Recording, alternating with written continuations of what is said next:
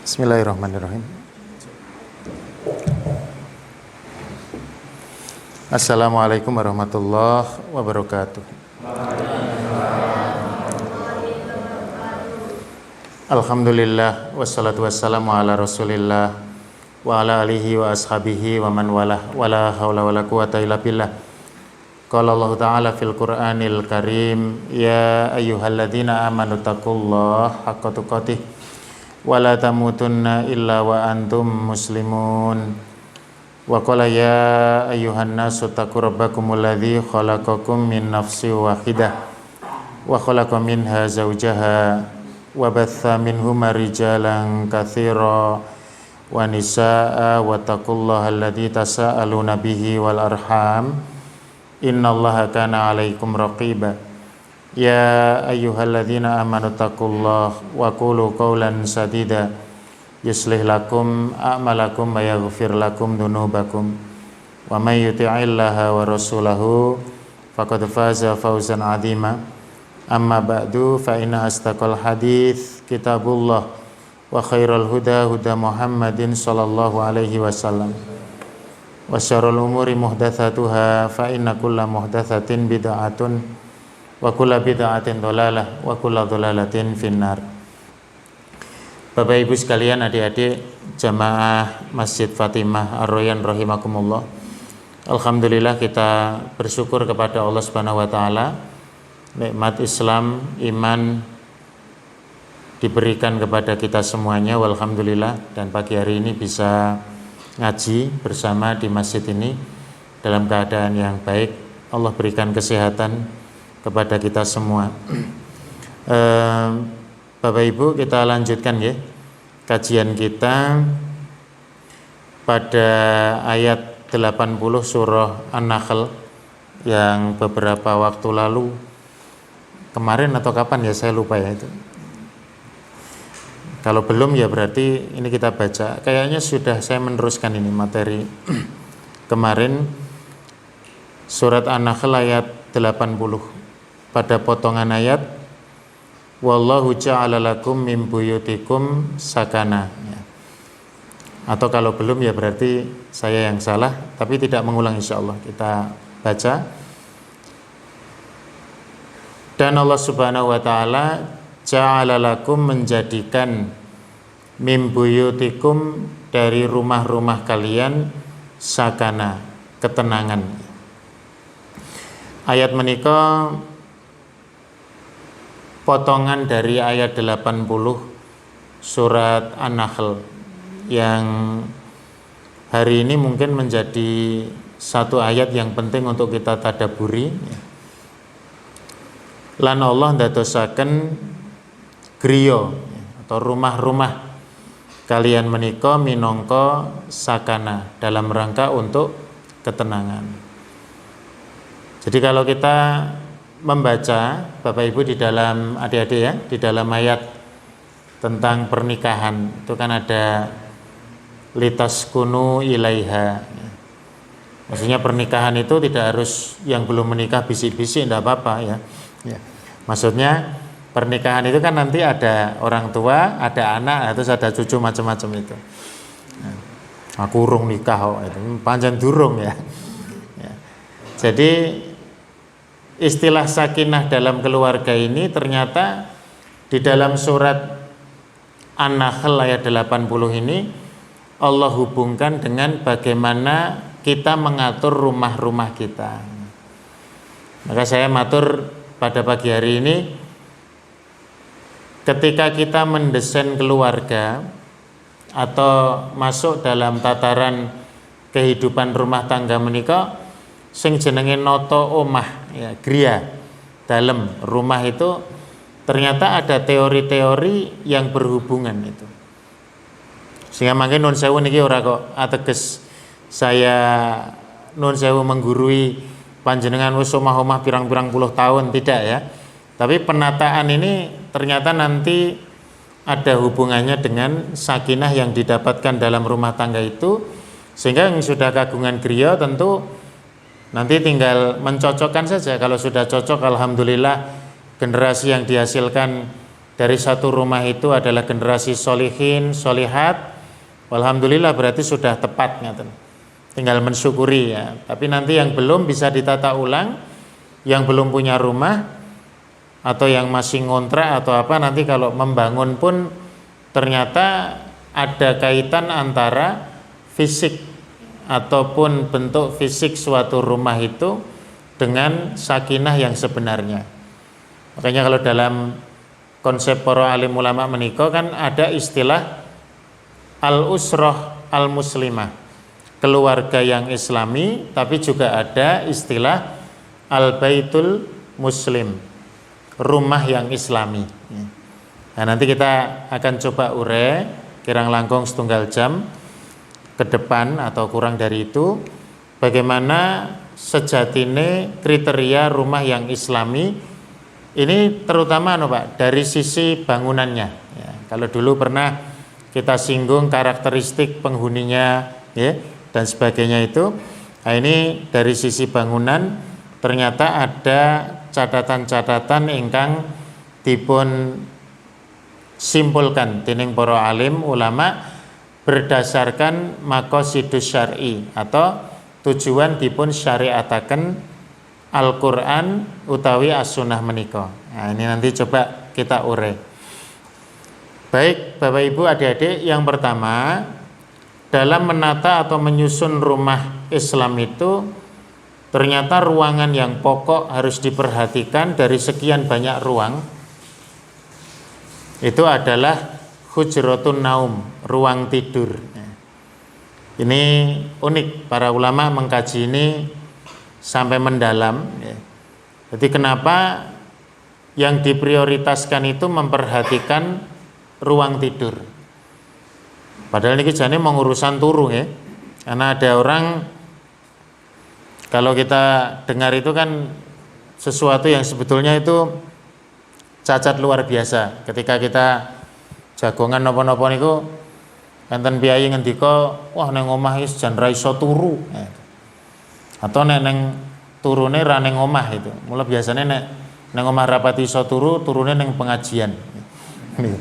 Niku kompensasi, dan itu sah-sah saja, ndak ada larangan sama sekali ya. Tidak ada dosa ya. Nah, karena dia berangkat pengajian Pak ya, berarti kan masih baik gitu. Cuman masalahnya begini Pak, kita coba melihat tidur ini dalam Islam itu ternyata perkawis yang betul-betul diperhatikan oleh syariat. Ada beberapa catatan sepisan ya, sepindah menika manusia itu waktu yang paling banyak dihabiskan di dalam hidupnya yang dimungkinkan menika dipun lampahi di dalam tempat tinggalnya adalah tidur.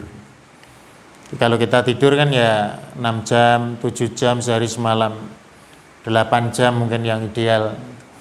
Niku kan berarti sepertiga waktu dari Allah berikan waktu kepada kita itu kita gunakan untuk tidur. Nah, sisi inilah yang kemudian dikaji, rentang waktu yang demikian panjang dalam hidup manusia itu apakah hanya sekedar dihabiskan begitu saja tanpa ada nilai ibadah.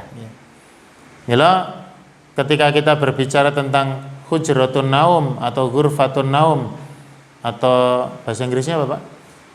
Sleeping room. Apalah ya, terserah ya. Ruang tidur itu bukan sekedar kita berbicara alah mas turu sak nggon-nggon wae iso, bukan itu. Tapi memang rumah kita bangun itu kan nuwun sewu, jenengan pengorbanan untuk bangun rumah itu luar biasa. Menata rumah itu butuh biaya besar.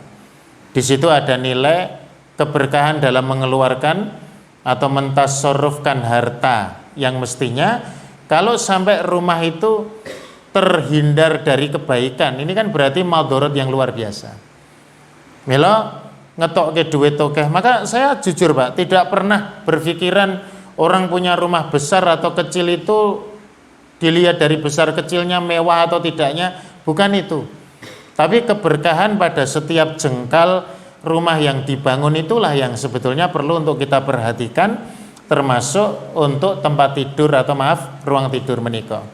Jadi yang pertama memang alasannya karena waktu yang banyak dipun telasaken manungsa menika untuk istirahat di rumahnya. Ya, maka perlu ada ruang tidur ini diperhatikan. Berarti nanti kan sepertiga waktu ibadah yang sifatnya ibadah bukan mahdhah, itu ya ruangannya harus betul-betul islami.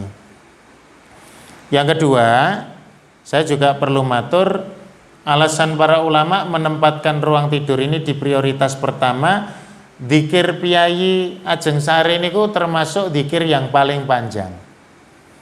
Kalau mau makan, mau minum itu kan ya ringan doanya. Minum misalkan saya contohkan ya. Nah, coba kan ngombe teh. Panas siji ani piye ya? Wani yo. Bismillah ngoten. Kan cuman bismillah pendek, bismillah. Panas tenan bae. Alhamdulillah, biar bismillah ya. Mau masuk kamar mandi ya ada doa, Allahumma inni a'udzubika minal khubuthi wal khaba'ith. Ada banyak-banyak doa itu. Tapi kalau mau tidur itu panjang doanya. Jangan ya sing cendek ya enak ya dia ya. Bismika Allahumma amutu wa ahya, kuwi penak banget. Armati pa urip cendek itu ya. Ya. Tapi sebetulnya kalau kita lihat rentetan dzikirnya Rasulullah itu sebelum tidur itu ada apa? Subhanallah 33 kali.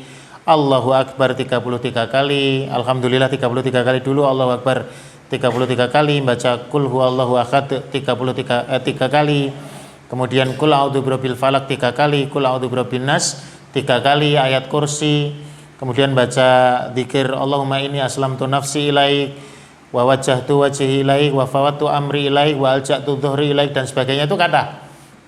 Niku cara diwaca tenan ngoten sok dereng ngasih rampung macane pun sare dan itu nikmat ya, memang supaya mudah untuk tidur. Bangun pun ternyata juga ritualnya zikirnya panjang-panjang. Baca alhamdulillahilladzi ahyana ba'dama amatana wa ilaihin nusyur. Kemudian sebelum kemana-mana, keluar rumah atau buka jendela lihat ke langit, baca rentetan akhir surat Ali Imran itu. Inna fi khalqis samawati wal ardi wa ikhtilafil laili wan nahari la ayatil ulil albab alladzina yadhkurunallaha qiyaman wa qu'udan dan seterusnya itu ya. Dibaca enggak apa-apa, pakai Quran begitu baca. Kan zikirnya panjang. Maka berarti keberadaan ruang tidur yang representatif ini menjadi satu tujuan daripada dipun syariataken Islam itu, Pak. Maka ya desain-desain ruangan tidur ya kalau nun sewu ada perintah untuk bangun tidur melihat ke langit, itu ya bagusnya ada jendela yang bisa mengakses keluar. Nek ora ya ora apa-apa, mangke metu sik kok ngomah mboten napa-napa. Tapi itu mempercepat dan mempermudah ya. Atau mungkin nanti desain-desain yang lain. Nah, kemudian yang ketiga, juga alasan para alim ulama, tidur itu Rasulullah itu ngepenke. Ada hadis dalam riwayat Bukhari itu, karena Rasulullah sallallahu alaihi wasallam yakrahun nauma qoblal isya wal haditha ba'dahu. Nabi menika boten remen tidur sebelum isya dan ngobrol-ngobrol setelahnya. Jadi jadwalnya Rasulullah itu setelah isya umumnya ya mayoritas waktu itu untuk istirahat langsung tidur ya, meskipun isyanya kadang malam atau diundur itu. Tapi habis isya itu ya beliau tidak suka ngobrol-ngobrol kecuali urusan yang penting. Ada pengecualian ya. Majelis ilmu dan sebagainya itu termasuk yang dikecualikan, diperbolehkan. Neng asale enggal sare, enggal wungu. Segera tidur, segera bangun. Makanya kita dulu ngaji bersama para pakar kesehatan itu ya.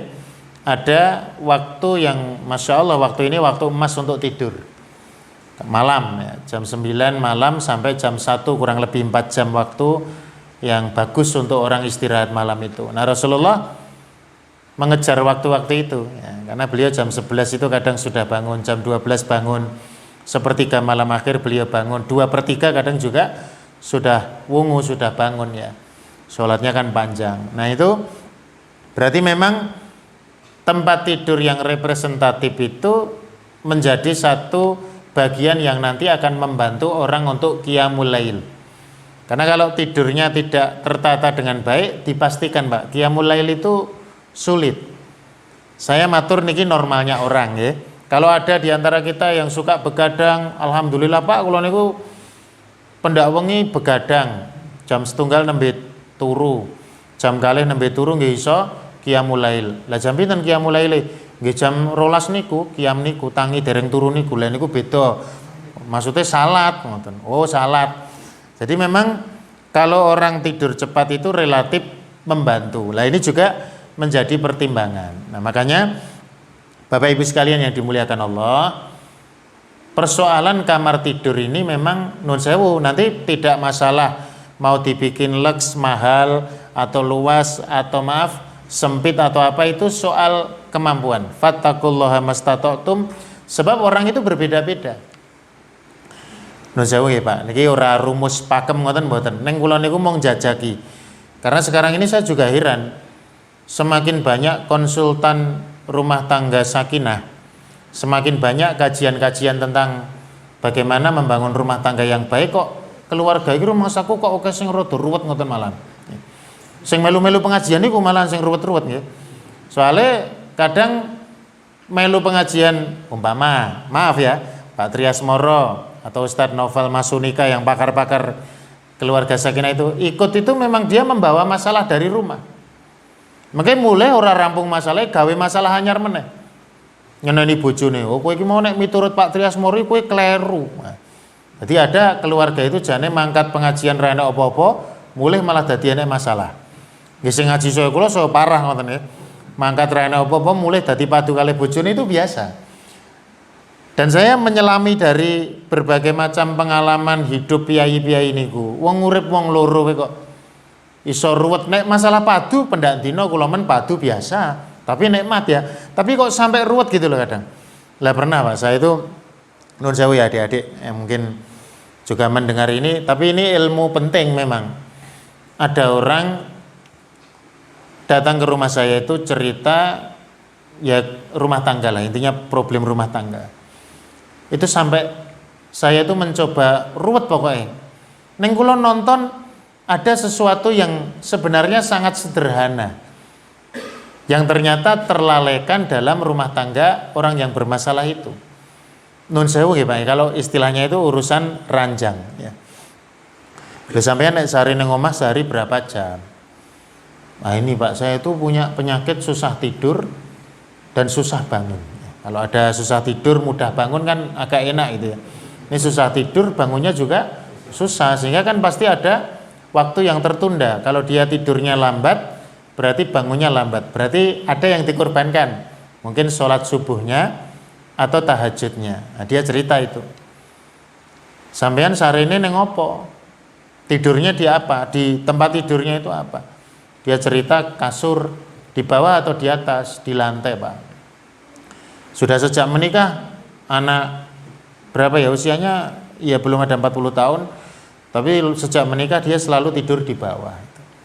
Pakai kasurnya, saya tanya Pak, kasur apa? Kapuk. Kapuk itu pulau kapuk. Lah kapuk di PP pora, jenengan rutin mepe pora. Lah niki mboten kober napa mleh niki musim hujan. Padahal ilmu nenek sari ten kasur sing kapuk niku kan kerep di PP. Itu nanti ternyata ada nilai-nilai positifnya yang berpengaruh ke dalam psikologi manusia dan akhirnya mempengaruhi ketenangan hidupnya. Orang tahu di PP tadi ora penak lah ngoten. Coba Pak, saya nun sewu. Mungkin perlu diubah ya urusan ranjang maupun di luar ranjang. Anda coba cari alternatif tidur di atas lantai setinggi 50 cm. Kalau ngomong ngeten iki rekae nggih pun maca jurnal-jurnal niku Pak. Jurnal penelitian kesehatan itu kan. Itu oksigen Anda yang berada di bawah 50 cm kalau tidur di bawah itu bagi panjenengan itu bermasalah, mungkin tipis, kandungan oksigennya mungkin tidak dominan, karbon dioksidanya atau apalah ya, pokoknya kalau bahasa-bahasa medis itu. Lah itu coba jenengan sare diunggah ke sithik. Syukur bagi golek nggon utawa tempat tidur sing kepenak, spring bed. Wah larang Pak, larang wong duwe duit sampean arep nggo apa duit. Nggih cobi mengke ngoten. Kredit ya ora apa-apa. Sing penting cetha kredite nggih. Atau coba cari alternatif spon hitam yang apa. Sampai urusan begitu. Niki kula mboten mengada-ada dan memang kita semuanya ada yang merasakan itu. Begitu pola dia tidur itu diperbaiki, terus kondisi ruangan kamar juga sedikit saya sampaikan, ada gambar-gambar ndak, ada foto-foto ndak dipajang. Oh ndak ada, alhamdulillah ya sudah. Itu ternyata 3 bulan berikutnya ada testimoni Pak, pun benten. Urusan ranjang, maksudnya urusan ranjang itu wajib babat alas itu, atau urusan kempal itu ya baik. Kemudian urusan yang lain karena tidurnya baik, berkahnya dapat, ternyata rumah tangga itu ya relatif kondusif ngoten. Niki benten-benten. Kaya kula niki sampai hari ini saya tidur ten ngisor alhamdulillah ya memang sebenarnya kurang bagus untuk kesehatan, tapi bagi saya sudah cukup nyaman. Saya tidur di rumah sampai hari ini itu pakai kasur lantai yang harga 70.000 itu Mas. Neng tak double telu, ya kan. Tumpuk telu lah siji anyep banget ya. Tapi ngisore tak kayak matras memang penting itu ya karena dingin juga memang ya pengaruh. Nah, terus sekitar seminggu yang lalu ada terapis itu ya. Pas bekam itu kok kondisinya kurang bagus itu terus dia nanya-nanya. Jenengan nek sare ten pundi Pak Sadi? Ya nang ngisor. Wah. Jenengan umure piro? Teko umur ya. Kula kan yo isin banget to. Wong urung tuwa ngoten lho. Iki mesti diarani tuwa ki aku. Pokoke kon siap-siap. Dadi jenengan kok nek usia 40 tahun itu nek iso tetap menaikkan posisi tidur. Tadi teori 50 cm tadi, ya. Ya betul Pak. Seminggu yang lalu saya tuku dipan neng nggih kula tok orang gua anak bojo, ya. Anak bojo kula nek turun neng dhuwur malah ra karu-karuan wis do gojek malah glundung kabeh bahaya. Ya sudah turun yang ngisor biasa lah pakai spon itu ya, tapi tidak pakai kasur itu. Saya tidur kan sering sendiri, ya kecuali kalau bersama. Ya. Nah itu dipan itu saya coba seminggu ini, tapi tidak selalu gitu. Seminggu ini gini, kok penak itu. Penakin apa tangi turu ya penak, turunnya luwih cepet. Nah ternyata ada ilmu-ilmu yang masya Allah ya kalau kita praktekan itu ya bagian daripada ilmu anatomi tubuh manusia itu kalau saya tidak matur Rasulullah itu, loh Rasulullah sarene neng kloso pandan. Rasulullah itu wis top markotop itu. Beliau betul urusan tidur begitu, tapi urusan yang lain dalam rumah tangga beliau itu diimbangi dengan faktor lain juga. Tapi kalau kita yang standar-standar begini ternyata betul ya. Ternyata tidur di atas dipan itu ya ada nilai manfaat ketika bangun, posisinya duduk seperti orang duduk di kursi itu berbeda dengan duduk ketika duduk bersila ya. Jenengan istilahnya nek pengajian sak jam kan pun kesel niku, lenggah ngoten niku. Apane sing rapati entuk sendenan ya. Nek ustate mungkin betah karena posisinya lebih enak, lebih nyaman. Kalau ustadz itu kalau duduk di bawah itu kan pakai meja pendek itu kan bokongnya mesti gini-gini gitu ya. Nah, itu memang karena kurang nyaman. Dan yang lain-lain Bapak Ibu. Jadi intinya ternyata urusan rumah tangga congkrah nopo-nopo sedikit dari yang saya selami itu dipengaruhi juga dengan kualitas tidur yang barokah. Bukan semata-mata fasilitas ya, tapi ya dungone barang. Ada orang berumah tangga kok bermasalah terus gitu. Jadi ra tau kebenaran. Nek dijak pasangan sama saja suami istri. Konon menurut cerita itu, ceritanya satu dari dua nih. Kalau diajak gojek tersinggung, ora iso dijak gojek. Nek dijak serius malah pokoknya ora kebenaran terus ya. Ya ini sering kita jumpai begitu. Ternyata lagi-lagi urusan tidur yang tidak tepat. Ya mungkin turune we pisah. Padahal mestinya memang nanti ada hubungannya dengan ruangan yang berikutnya ini. Nah ini makanya nanti coba kita perbaiki Bapak Ibu ya. Termasuk sing bermasalah dalam proses tidur ini, sulit tidur atau sulit bangun yang paling berat itu mungkin ditoto betul ya. Maka ruangan tidur ini kecil atau besar, mahal atau murah, mewah atau tidak itu sesuai dengan ukurannya, tidak harus sama. Dan memang yang paling penting adalah sisi-sisi keberkahan. Tapi ruangan ini harus diperhatikan. Lah nopo kedah enten to Pak kamar tidur niku? Lho nek memang ora butuh ora apa-apa. Artinya ada orang dia kula alhamdulillah orang duwe kamar tidur omah niku ya pokoke temriku los ngoten ya iso turu ya anu mboten masalah. Kalau tidak ada masalah ya berarti sudah berjalan baik, tidak ada masalah. Ini tentu memang membantu kita menyelesaikan masalah. Niki nomor setunggal ya. Dia yang kedua, Bapak Ibu sekalian, hujratul atfal. Para ulama menyebutnya begitu ya, ruang tidur anak. Ada yang menarik memang dengan kenapa yang kedua ini diprioritaskan ruang tidur anak. Ini berhubungan dengan persoalan yang pertama tadi Bapak Ibu. Dados wonten kan model suami istri itu memang tautan hatinya itu, ini yang belum menikah juga harus mendengar ya. Tautan hatinya itu justru ketika menjelang tidur atau ketika tidur atau setelah tidur di tempat tidur. Ada model suami istri hatinya tetap tertaut meskipun LDR, long distance relationship ya, hubungan jarak jauh. Yang di Jakarta, yang di Solo ya tetap bertaut hatinya, walaupun jarak memisahkan kita. Tapi kiriman harus tetap tepat waktu ya kan. Nah, yang penting niku memang masalah ini. Terus lain-lain lah itu orang psikologinya beda-beda. Nah, ada istilah para ulama itu menyebut hujratul atfal, ada kamar khusus untuk anak-anak.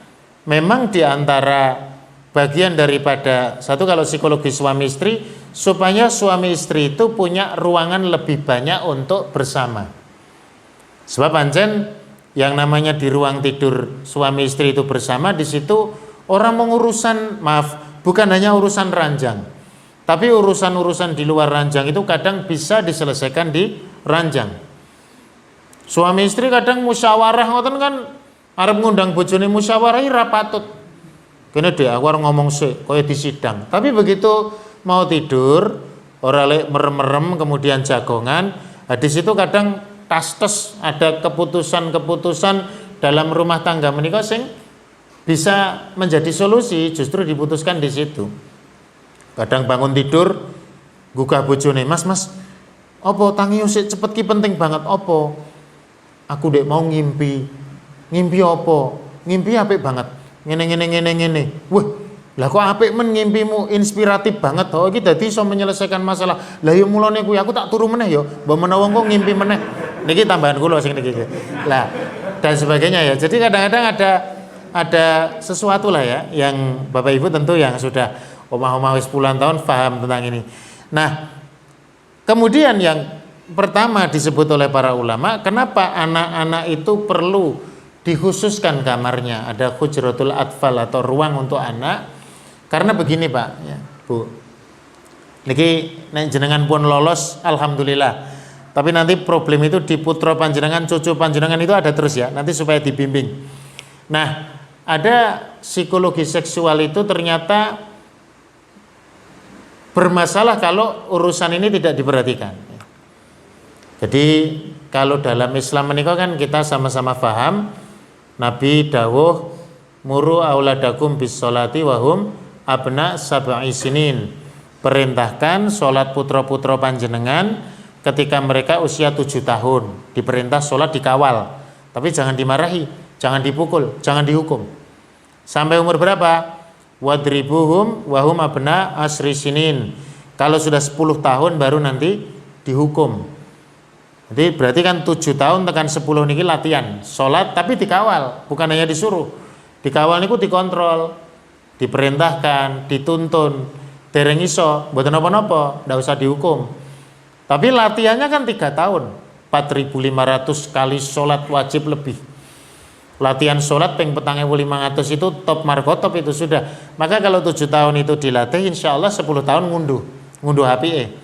Nah, Nabi juga mengatakan wa farriqu bainahum fil madaji, dan pisahkanlah antara anak-anak itu yang laki dengan perempuan, anak perempuan dari ayahnya, anak laki-laki dari ibunya itu 10 tahun. Jadi sing do dikeloni nek ra iso dikeloni ra iso turu SMA lho. SMA wis perawan dikeloni Pak. Ya kita tidak posisi suudon atau apa Pak, tapi itu rawan ya. Ya mungkin bapaknya tidak menyalurkan, tapi bisa jadi persoalan secara seksual, psikologi itu bisa terganggu. Karena memang Nabi perintahkan suruh misah. Nah maka dengan adanya hujratul atfal atau kamar anak-anak, ini melatih untuk mereka mengkondisikan psikologi seksual mereka. Profesor Dr. Ali Akbar ya, psikolog internasional dari Mesir itu menulis catatan-catatan berkaitan dengan masalah ini. Di antara nun sewu ya, kadang pribadi ya, kepribadian itu ada lahir anak yang dia nun sewu playboy, mata keranjang. Itu ternyata di antara faktor yang menjadikan dia pribadi yang mata keranjang, atau kalau wanita playgirl ya, tidak ya, playboy itu ya untuk itulah. Pokoknya dia begitulah ya, orientasi terhadap lawan jenis itu berlebihan. Itu karena ternyata memang pola asuhnya yang keliru. Saya ya kadang sing prihatin orang mau anak ini, tonggone prihatin gitu. Ada model Pak ya, di kampung-kampung kita itu, maaf mungkin ada di antara kita yang masih melakukan itu, ibu-ibu terutama ya. Ibu-ibu itu ganti baju, maaf, itu di hadapan anak, meloho, tidak menutup aurat lah di hadapan anak. Ya biasa saja kayak anak EDW gitu ya, di kamar atau di mana itu. Atau maaf, di dalam rumah seorang wanita yang sudah dewasa, termasuk nuwun sewu ya, ibu-ibu, saya bukan bermaksud menggurui Pak, hanya ini anjuran saja, itu supaya menutup aurat secara rapat, kecuali di hadapan suaminya ketika berada berdua gitu. Jadi kalau sudah anak-anaknya udah mulai gede, usia sekarang tidak usah nunggu 10 tahun, anak usia 6 tahun aja sudah naudzubillah min dalik, anak usia 5 tahun aja udah ngerti hubungan suami istri karena pengaruh media yang demikian mengerikan itu. Nah ini supaya menjaga aurat betul, sehingga ibu-ibu muslimah itu, mudah-mudahan juga termasuk istri saya, nah istri panjenengan itu, saya niteni sejak kali pertama punya anak ndak pernah posisi yuk nganggo daster blong-blongan, itu ndak pernah. Jadi kalau pakai daster mungkin di bawah lutut atau di atas lutut, tetap pakai celana panjang.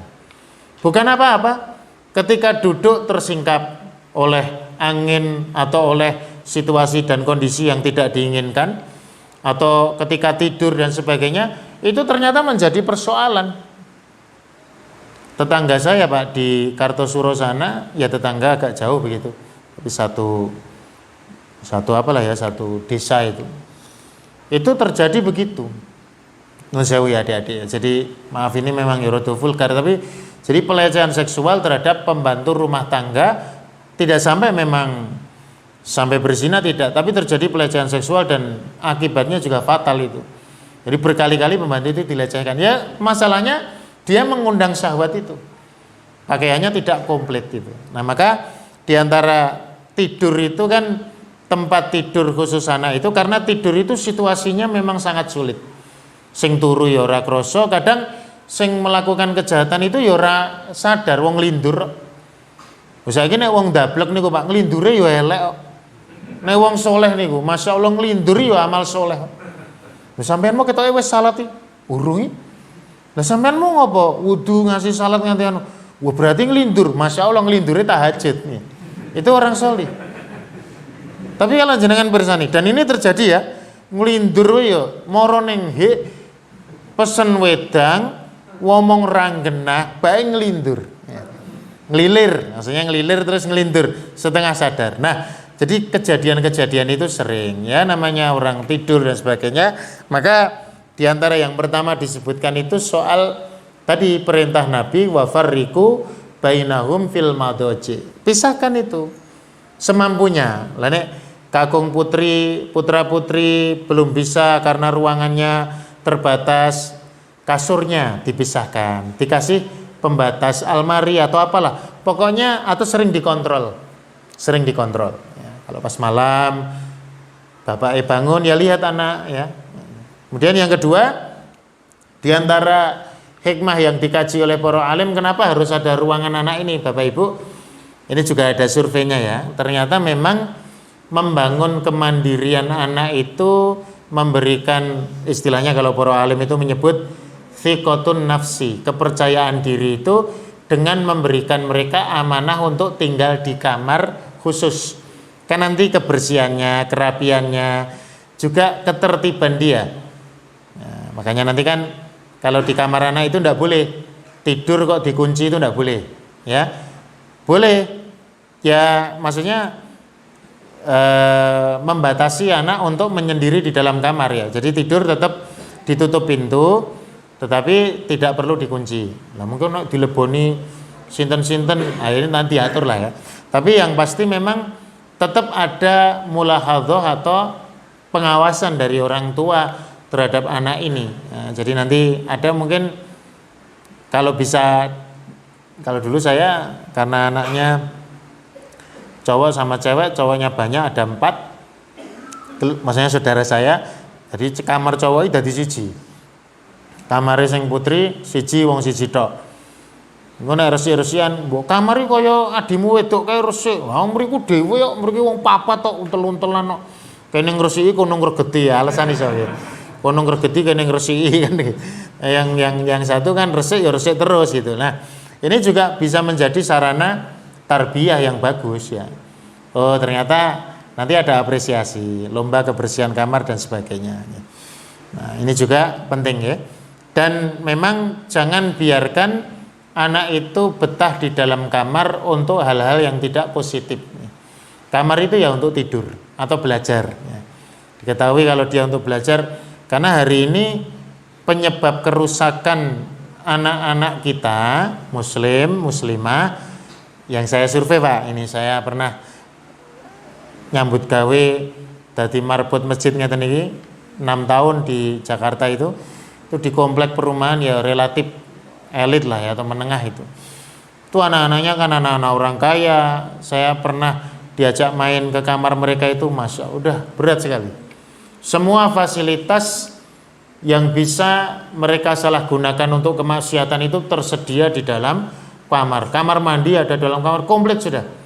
Sehingga memang mereka biasa dari pulang sekolah ndak main keluar, ndak ke masjid, ndak keluar kamar, hanya di dalam kamar. Dulu belum ada gadget seperti ini, tapi komputer semuanya, TV semuanya ada di situ, dan orang tua tidak kontrol terhadap kondisi kamar. Ini juga madharat yang besar nggih. Maka nanti silahkan diupayakan wonten kamar khusus untuk para putra yang sudah balik ya. Kalau masih memang harus dikeloni mboten napa-napa, tapi tetap nggih evaluasi.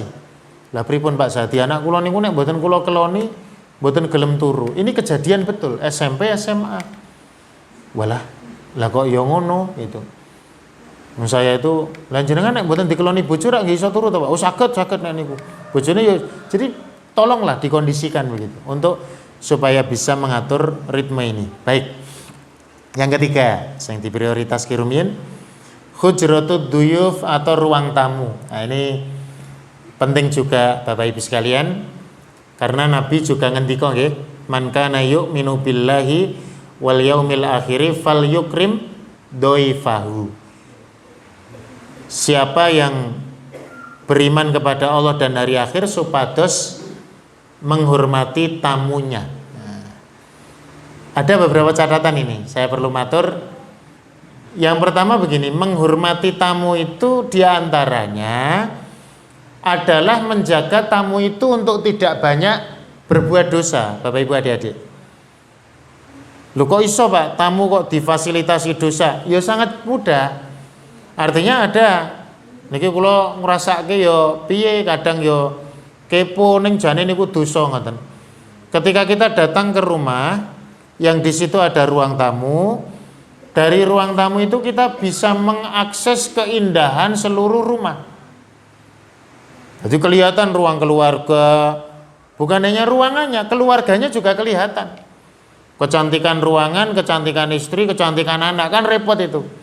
Jadi kalau tahu jan moro tamu, biayanya saya tenan. Tapi ya karena ruang tamu kemudian ruang tengah itu aksesnya bagi mata itu ya, kita namanya datang ke rumah orang kan moto ya tetep nyawang nggih. Ora iso ndingkluk ngeten. Ngoten niku wis garwane wirawiri Maaf, mungkin ya garwane wirawiri wong kuwi omahe dhewe kok ya. Kene mungkin kegeeran ki jane ngopo wirawiri terus. Mbok yo ndelik lha wong omahe dhewe kok kon kaya ora pati kudungan, ora pati anu ge ayu sisan pamane ngoten nggih. Kan wedok masalahnya. Maaf itu.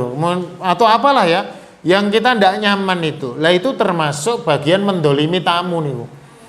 Jadi memang idealnya terserah Pak, mau ruangan itu terpisah dengan tembok atau tidak, ada shutter. Sekarang ini mudah kok. Mau ruangan itu los dibikin sekat-sekat juga mudah. Tinggal dikasih korden-korden yang mahal juga ada, yang bagus ada, yang tipis ada, yang tebel ada. Semuanya bisa kita usahakan. Neng intine sing pertama, tamu niku aja didolimi dengan kemaksiatan. Apa maksiatnya? Dia melihat aurat tuan rumah. Tuan rumah niku duwe aurat. Ya, ndak apa-apa kalau istri keluar mengeluarkan sajian, ndak apa-apa. Ya kita sama-sama punya adab ya. Yang istri menemui tamu suami ada suaminya, ndak apa-apa. Kemudian dikenalkan iki bojo kula mboten napa. Ora kok terus ya masih tetanggan pirang-pirang tahun ora kenal bojone juga repot. Ya, karena kalau ora kenal itu malah mengke kemungkinan maksiatnya lebih besar. Jadi malah dikenal gini ku ben cethok. Oh iki fulan garwane fulan, berarti ora kena diganggu gugat. Ki wis duwe bojo ngoten nggih. Sudah ada aturan itu. Nah, makanya ini supaya diatur nanti. Posisi ruang tamu menika supaya tidak bisa mengakses aurat rumah. Mboten napa-napa, ketok kabeh ning aman. Tidak ada yang seliwer-seliwer, tidak ada aurat yang terlihat. Meskipun non sewu ya kadang jenenge tamu niku muncul ya nanti perasaan-perasaan gil apa hasad dan sebagainya, maka memang ya sekedarnya saja. Oh nek kula mboten Pak, ruang tamu kula tertutup aman, mboten mungkin bojo kula ketok. Ning foto keluargane dipajang kabeh. Ha padha wae to mriku nggih. Maaf, ya foto itu ada standarnya. Kalau menutup aurat ada adabnya mungkin tidak ada masalah. Tapi kalau kemudian ada foto-foto atau mungkin sekarang dah ruang tamu nyaman tapi sosial medianya bebas ya. Tapi yang pertama itu. Jadi ruang tamu niku harus betul-betul menghormati tamu dalam pengertian menghormati menjaga tamu dari kemaksiatan. Niki sing paling penting malah. Sebab napa? Itu aurat. Maune ora enek wong ngerti napa-napa, ada tamu sing mara dihormati karepe disinggahkan di ruangan yang terhormat, ternyata dia kulaan aib. Aibnya dibawa keluar semua. Wah, bojone Pak Fulan ini anu Pak, ketoke wong sugih ngono bae ra duwe irung bawane ngoten. Ya umpama niku wis pokoke aib diceritakan ndak bagus itu. Baik. Yang kedua, Bapak Ibu sekalian, memuliakan tamu di dalam ruang tamu itu ini tidak harus mewah ya. Enggak apa-apa lesehan atau apa silahkan sesuai kemampuan saja. Tapi ada kesunahan. Tamu itu APE tetap diaturi pasugatan ketika memang dia memerlukan. Artinya kan enten tamu sing ora perlu disuguh. Saya tuh niteni Pak, tamu niku kan saya kalau nerima tamu memang rada gaya. Di kabeh ngoten nggih, dijatah jam-jaman ngoten. Mau ketemu nanti saya jatah jam 7 sampai jam 8, jam 8 sampai jam 8.30 tergantung keperluannya gitu. Tapi ada model tamu itu modelnya suwi ra mulih-mulih. Maksudnya urusannya wis rampung, kene ya arep nundung mulih ra penak. Nek disuguh ngoten kira-kira saya suwe melih niku. Jadi sampai pulangnya itu apa? Ya sampai saya suruh pulang. Kan saya ada urusan misalkan ya dengan beliau datang, enggak apa-apa, kita senang saja ada tamu, alhamdulillah. Kemudian enggak pulang-pulang sampai tamu berikutnya juga sudah datang, saya sudah ya kudune nek tuan rumah ngene-ngene wis tanggap ngoten lho. Nah, ora tanggap-tanggap. Terus ada tamu, wah ini tamu saya yang berikutnya udah rawuh. Dia malah jawab begini nih, alhamdulillah ketemu sedulur akeh takdire ya ning gone wong elok ya ketemu sedulur akeh. Ngoten niku tengok-tengok temriku randang mulih-mulih. Padahal tamune sing teko niku kan karepe ya arep curan apa akhirnya kula tundung le Pak nyun pangapunten niki ada keperluan khusus harus. Oh saya berarti harus pulang ini. Iya jenengan harus pulang dadak diusir nih. Nah ini tamu sing ngoten niku modele wis rasa disuguh ning ngoten niku. Engko saya ora gelem mulih repot. Tur nek mulih malah nggone mulih apa-apa. Ya, anak kula seneng niku kula gawa. Mboten napa-napa niku gocek kula ya. Jadi ada Pak ya, kesunahan untuk itu, tapi jangan takaluf. Jangan membebani diri sampai marah-marah sampai hatinya rusak. Nah, kadang maaf, tuan rumah niku godone napa? Ketika dia punya kerentek untuk nyuguhe kudu perfect, nek ora iso perfect nyalah-nyalahke. Mungkin nyalahke tamune teko ya dadakan, padahal tamune pancen ora butuh suguhan, butuhin dadak enten keperluan atau apa ya, dan sebagainya ini. Tapi terkait dengan ruang tamunya ya. Jadi kalau di ruang tamu itu disediakan nek saniki kan adaan ya, ada air mineral atau apa ya, enggak apa-apa, itu bagus itu. Tapi kalau kon nyediani teh ngeten iki kan ya angel. Disuguh teh kemasan itu enggak suka gitu ya, karena teh kemasan atau apa. Ya namanya orang banyak. Tapi kalau ada pasugatan itu bagus ya. Silakan nanti ditata. Ruang tamu menika ada unsur ibadah di situ. Ya nyenengke tamu itu baik, tapi nyenengke sing halal-halal ngaten. Kemudian lagi yang keempat.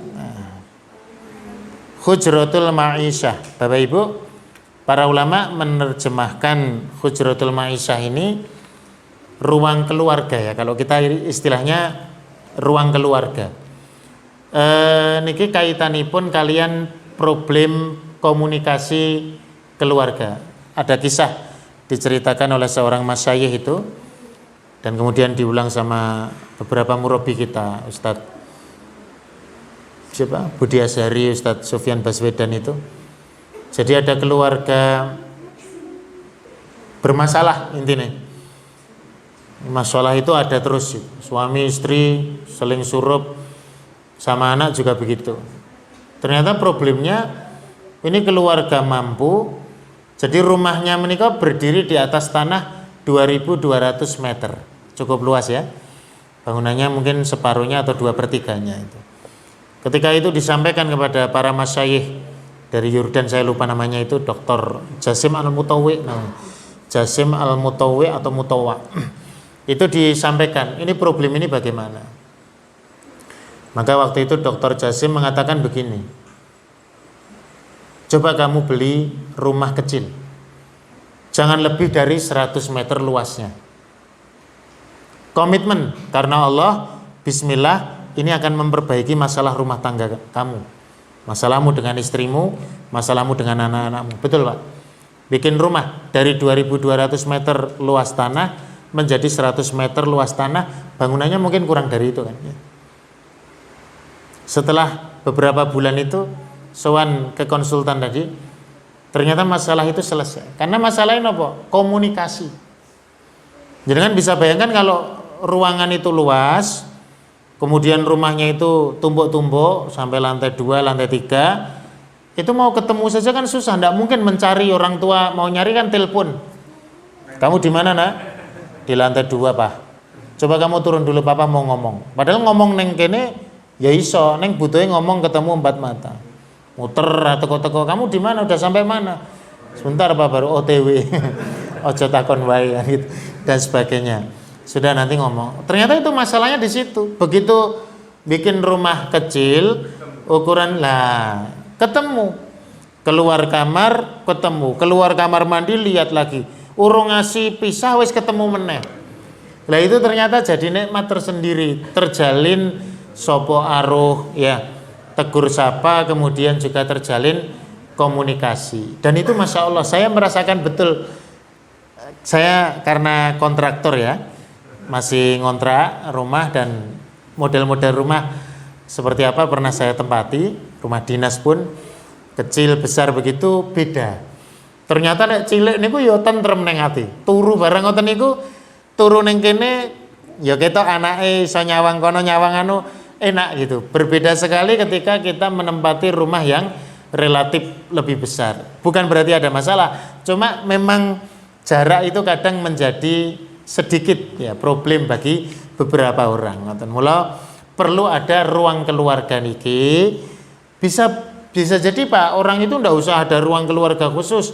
Ruang keluarganya ya ruang makan. Kadang kalau kita di beberapa tempat itu, di tempat mertua saya itu, ruang keluarga itu ya ruang makan, ruang bercengkrama, Ya ruang apa saja di situ, ruang serbaguna. Ada ruang makan yang anggar mangan malah mesti ditokke ning ruang keluarga ben kabeh iso kumpul bareng. Padahal nek mangan bareng niku kula malah rada isin ra iso akeh ngoten pamane. Atau mungkin ngoten ya, nang wis do hafal ngoten misalnya. Nah ini ya, jadi ada ruang keluarga untuk menjalin itu. Kemudian nanti ada beberapa ruangan yang lain yang perlu untuk diperhatikan sisi syar'inya. Ada kalau para ulama itu begini, ruknut to'am atau ruang makan itu supaya dibedakan dengan dapur. Ini maaf tatanan keluarga modern ya. Kalau pada masa Rasulullah itu ruangan beliau itu cuma satu, ya, enggak usah. Jadi kalau kita mau mengikuti sunnah Nabi enggak usah bikin fitnah, ikuti saja enggak masalah. Tapi nanti penyesuaiannya harus banyak ya, karena Nabi masya Allah itu hujroh apa? Rumah beliau, rumahnya istri-istri Rasulullah itu seperti ruangan-ruangan kita. Maka kalau kita membaca riwayat Nabi sholat tahajud, kalau sujud kakinya Aisyah ditekuk, ya, atau Aisyah nekuk kakinya, ngono pas jumeneng baca surat panjang itu kakinya dibentangkan lagi, karena memang tidak ada space untuk beliau. Sampai sholat saja harus mengganggu istrinya yang sedang tidur, ya. Jadi maksudnya jangan bikin fitnah dengan mau melu sunah Rasulullah, ya kudu komitmen tenan gitu. Tapi kalau keluarga modern hari ini supaya tertata sisi syar'i, nanti ada ruang makan, ada ruang dapur ya. Ini hikmahnya ternyata cukup banyak Pak ya. Saya baca di dalam keterangan para alim ulama itu, ya ruang makan itu apa namanya, di situ disimpan makanan yang siap untuk disajikan. Kalau dapur itu memang untuk memproduksi. Nah kadang begini, kalau budaya, maaf ya, saya menyebut masyarakat Muslim yang ukhuwahnya itu terjalin baik, model apa nggih? Model wong dhisik lah gitu. Itu kan sering ada undangan makan. Ya mangan nggon aku Mas. Mangan nggon aku ya. Jadi dahar undangan makan. Itu sering. Konon, ya. Nah, sekarang mungkin tidak begitu lazim ya. Makan di tempat saya. Lah, kalau orang dulu itu ketika makan itu kan ya, kalau niku ada istilah ki meduronan apa Jawa gitu.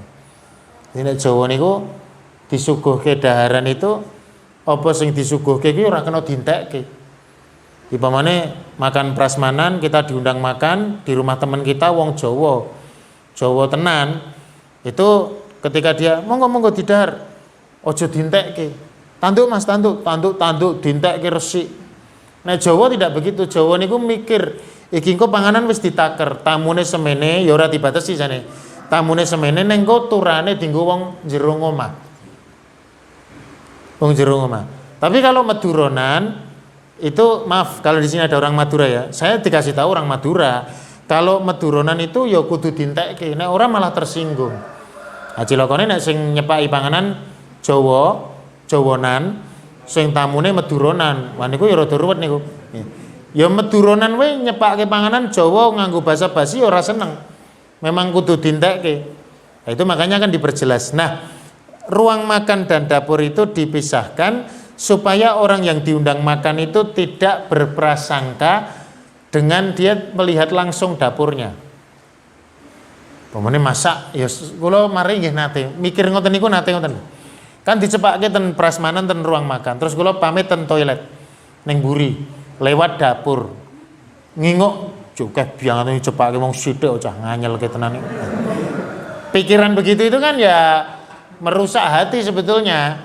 Nah itulah makanya kan dapur itu rahasia keluarga. Tapi kalau ruang makan itu memang untuk penyajian.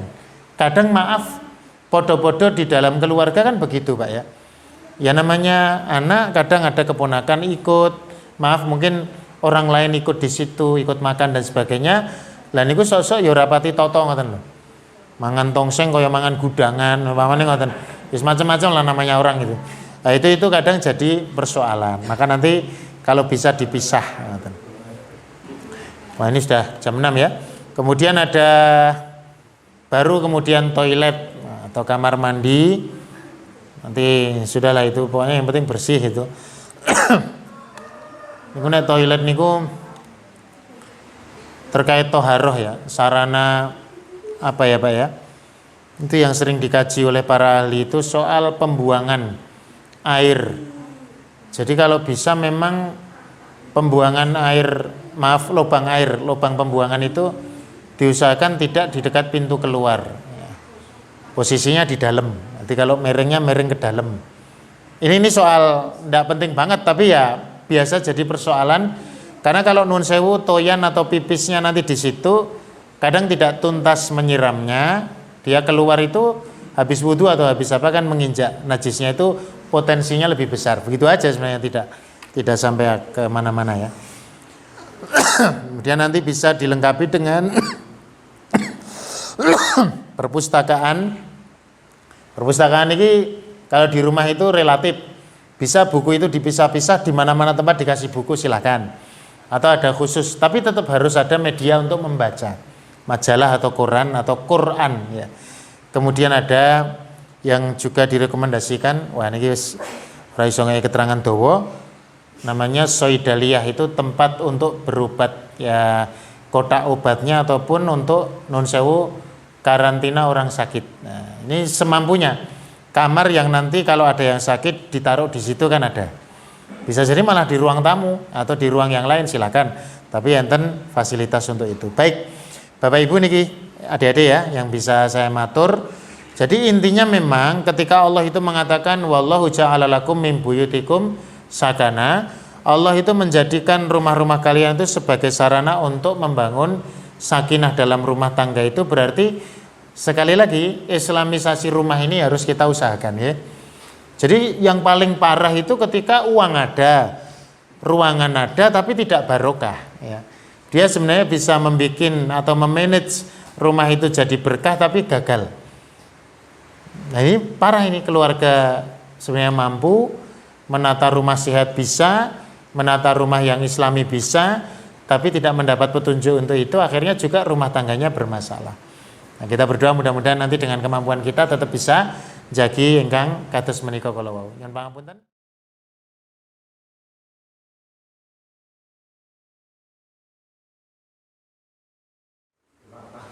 Ya, ruang untuk sholat ini dikaji dalam tema yang saya bawakan ini di dalam materi Baituna Masjid. Jadi rumah kita itu sebagai tempat untuk sujud. Nah, bisa terpisah, ada musola khusus itu baik. Tetapi ingatkan Pak, ternyata ada kajian begini. Ketika orang tua itu sholat tahajud atau sholat qiyamul lail, itu diantara para salaf itu membiasakan sholatnya itu di dekat putra-putra mereka. Nah, berarti kan ini mungkin pas buatan enten musola khusus ngaten nggih.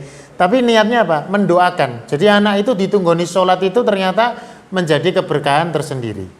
Nah betul, mungkin perlu ada, tadi memang saya tidak membaca khusus itu. Jadi musola itu bisa dibikin terutama kagem para putri yang mungkin dia sholat di rumah. Cuma dari sisi prioritas, dari ruangan-ruangan yang ada tadi, ruang untuk sholat ini memang menjadi lebih fleksibel. Saya di toko ten pundi-pundi so. Yang penting bersih ya rumahnya ya. Ada di kamar, ada di ruang tamu, mungkin ruang keluarga. Syukur bagi ada ruang khusus space untuk sholat, itu jelas bagus. Jelas itu afdol ya, keutamaan. Terutama memfasilitasi yang biasa sholat di rumah. Sebab mungkin khawatirnya kalau itu diprioritaskan pertama, fungsi masjidnya itu ya nanti jadi terlalaikan itu. Jadi yang namanya rumah itu memang sholatnya ya di tempat-tempat dia tidur, di situ dipakai sholat. Kayak Rasulullah itu sholatnya di kamar tidur istrinya yang juga rumah. Jadi ada keberkahan di situ. Nah, nasihatipun ulama itu bahkan ngeten, bapak-bapak, ibu-ibu, sholat sunnah itu nek iso berpindah-pindah. Tempat khusus ada silakan, bagus ya. Untuk qiyamul lail biar lebih khusus. Tapi kalau jenengan bisa sholat sunnah berpindah-pindah tempat, mungkin yang kamarnya banyak, biar kamarnya itu dapat keberkahan dari sholat panjenengan semua. Nah itu juga penting ya. Ya maka kalau rumahnya besar, musolane ya memang nanti musola itu masya Allah baik. Nengko kamar-kamar liane tetap diparingi jatah raketang susasi pisan. Ya. Jadi jangan sampai kamar itu terhindar dari zikir. Kadang ya baca Quran mungkin di situ ya, di kamar tidur dan sebagainya itu juga penting sambil melakukan ruqyah terhadap kamar. Sekaligus usulan beliau menjadi tambahan untuk kriteria rumah yang islami. Ada musola khusus afdol, itu lebih baik. Ngerti ya Pak ya? Baik, kita cukupkan. Assalamualaikum warahmatullahi wabarakatuh.